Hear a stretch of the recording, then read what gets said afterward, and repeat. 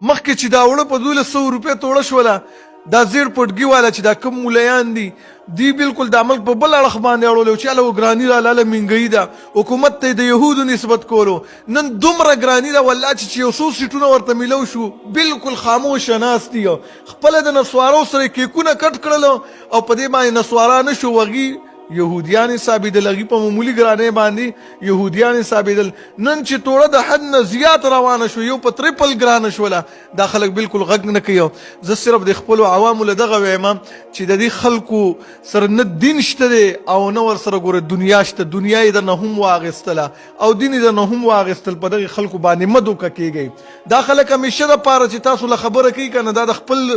سیټونو او د خپل وزارتونو دپاره کوي د خپلې دنیا دپاره دغه خلک تاسو له دا خبره کوي دوکه نشي اوس دا حالات وګورئ دغه خلکو نه عبرت والی آینده دپاره د داسې خلکو سره تعلق مه ساتئ ځکه دا نسوارو بچي دي کیکونه یې ورسره یو ځای کټ کړل د نسوارو سره زما او ستا باندې چې کوم غربت راغلی د هغې خلاف سره اواز یې اوچت نه کړلو نن چېرته دي نن په کوم ګوټ کې ناست دي